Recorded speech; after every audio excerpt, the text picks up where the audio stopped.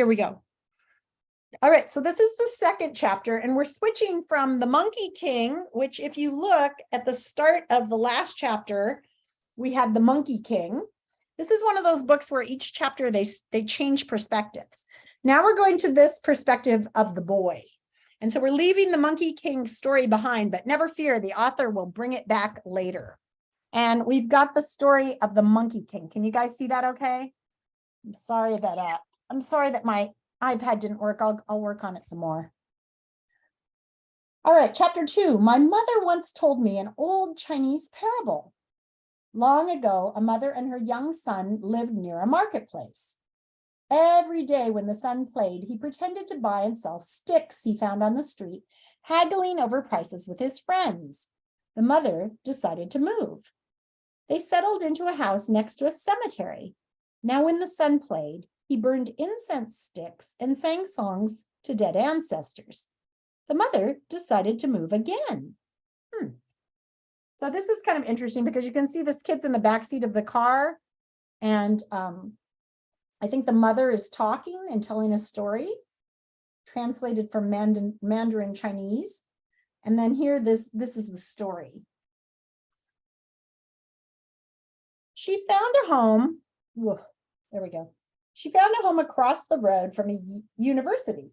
The son now spent all his time reading books about mathematics, science, and history. The mother and her son stayed there for a long, long time. She finished the story as we pulled up to our new house. Here they are at their new house. So she's telling him this story about moving while they themselves are moving. A parable is the kind of story that kind of teaches you a lesson. My parents arrived in America at the same airport within a week of each other. There they are arriving. Ironically, they don't meet until a year and a half later in the library of San Francisco State University.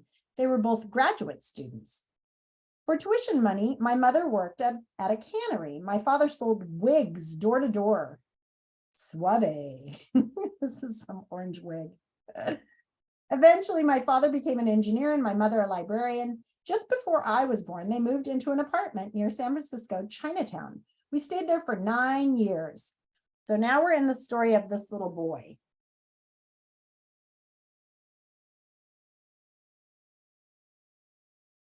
There was a group of boys around my age that lived in the same complex.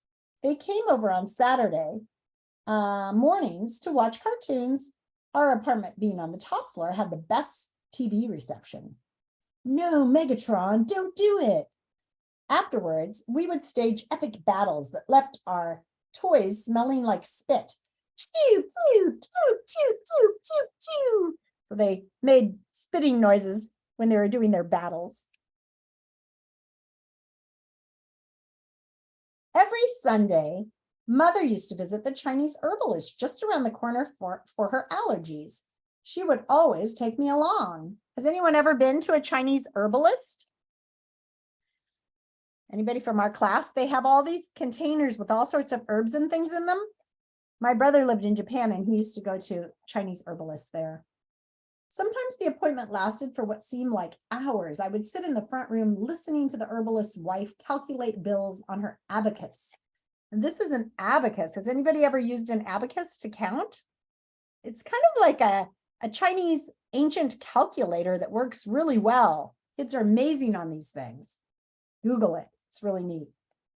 One Sunday, when business was especially slow and I was especially bored, the herbalist's wife asked, "So, little friend, what do you plan to become when you grow up?" "Well, I want to be a transformer." "Transformer?" says the old lady. He wants to be a transformer. Yeah, a robot in disguise like this one. He changes into a truck. See, more than meets the eye. In the cartoon, he's also got a trailer that magically appears whenever he transforms, but on the toy, it's a separate piece. "So you want to be a transformer, huh?" "Yeah, but Mama says that silly little boys don't grow up to be transformers." "Oh, I wouldn't be so sure about that. I'm going to let you in on a little secret, little friend. It's easy to become anything you wish, as long as you're willing to forfeit your soul. Ooh, that's eerie, isn't it? He looks pretty scared too. Look at him. Clack, clack, clack, clack, clack. He's just waiting in her room.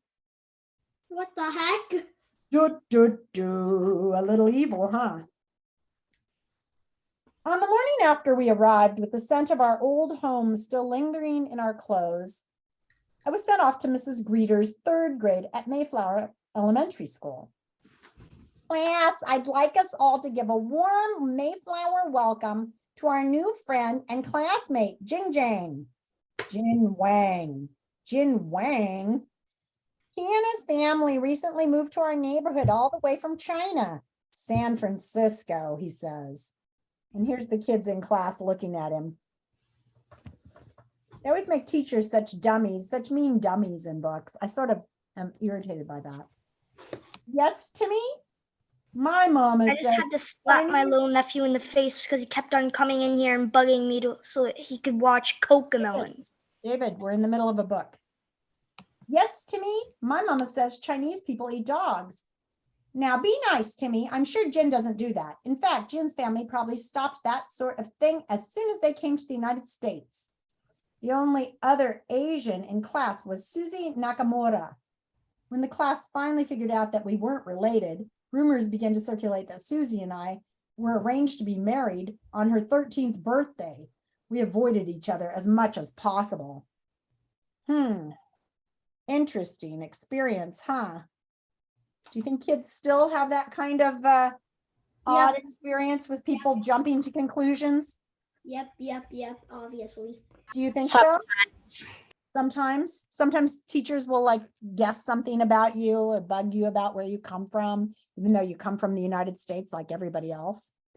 Yeah. Playing volleyball or tetherball, I guess it is. And he's eating, look at this picture. Not a lot of friends, huh? What the heck is that? Dumplings. Oh, he's eating dumplings. Yum. Stay away from my dog. Huh. Hey, be cool, man, says this kid with the curly hair. Aw, don't get your panties in a bunch, Greg, little pansy boy. What did you call me? Little, nothing. What? Come on, let's leave Bucktoothy alone so he can enjoy Lassie. Ha ha, Bucktooth. Oh, look at this boy's face. I don't think he's feeling good about the way kids are treating him. And he's all alone. Oh, our poor friend Jin, he's all alone.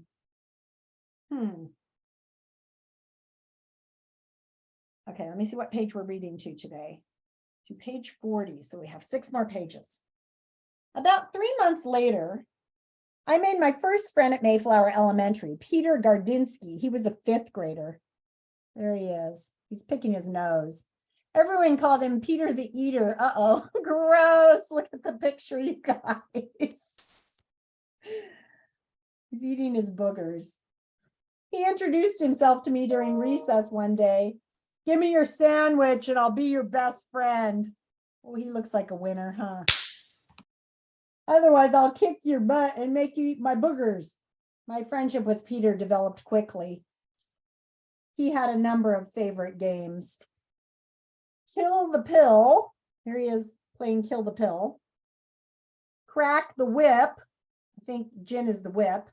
And Let's Be Jewish. We usually had to steal an item or two from Mrs. Garbinsky's dresser drawer for this game. Ha, you're such a freaking riot. Not a very nice boy, is he? Just before winter break, during my 5th grade year, Peter was in 6th. Peter told me he was going to visit his father in Pennsylvania. The friggin' government finally came to its friggin' senses, he said. When winter break was over, Peter never came back. Do you think he's missing his new friend, Peter, or not? It's not looking Definitely not looking too good, is it? 2 months later, Wei Chen arrived. Class, I'd like us all to give a big Mayflower Elementary welcome to our new friend and classmate, Chen Chen Chun, Wei Chen's son. Wei Chen's son. Teachers can never say their names right. He and his family recently moved to our neighborhood all the way from China, Taiwan, which is a completely different country that's actually in the news a lot right now. Something made me want to beat him up. that's weird, you guys. Why would our friend want to beat up the new kid? Any ideas on that? They're both kids who are of Asian descent. They're in war. I think their parents are in war. Well, that's an interesting idea. That is true, actually, now that China and Taiwan are having some disagreements because China wants to take over Taiwan. But I wonder why, if he's feeling different, why this new kid who's even more different, why he wouldn't be kind to him. I wonder why he would feel like beating him up. Strange. Here he is sitting alone and eating, and here's the new kid. Sorry to bother you, but you're Chinese, aren't you? You're in America. Speak English. You Chinese person? Yes. So here he's speaking Chinese, and here he's speaking English. We be friends? Sorry, repeat, please. I have enough friends. I have enough friends. Who? Them. He points to the kids out playing football. Oh. Sigh. Aw. What is that? A toy robot? Oh, look what he has in his hands. He's got a transformer. He can change into a robot monkey. My father gave it to me just before I left as a goodbye present. Oh no, so he's away from his father. Our last page of the chapter. Can I see it? Sure. Over the next few months, Wei Chen and I became best friends. So he became his best friend finally, even though at first he wasn't too into it. And our next chapter is going to switch to a third character. And this is the one I talked to you about, where they're sort of, it's almost like they're making fun of Chinese people. But I believe that the author has chosen to do that. Well, you can ask yourself, why would an author who's Chinese American and is writing a book about racism sort of make fun of Chinese people in that book? Maybe because that's how they treated him. And I think he wants you to feel uncomfortable the way he felt uncomfortable. So I believe when we read this next chapter, you're going to find it uncomfortable, the way that they've made him talk and act. And it's kind of on purpose to make you feel like question and think about racism. So we're in our second chapter. The author had the first chapter about the Monkey King, the second chapter about this new boy who's in America. He's an American kid growing up in America, but he's being treated differently than the other kids because of how he looks. You might be asking yourself at this point, how's that Monkey King story going to come into this story? And what's the next chapter going to bring? That's it for our reading today. As far as writing goes, finish up those projects because you're going to be sharing tomorrow. If you have any questions, you can stay and ask me. If you're one of the people who's meeting at 1 o'clock, just make sure you come back in 20 minutes. That's the reading cats. Okay. And then I have the Heart of Reading group at 1:30, and Halame, you're going to come back in at 1:30 as well to meet with me. Okay, everybody else, you can go ahead and go for today. Me and Abby are super close to page 4.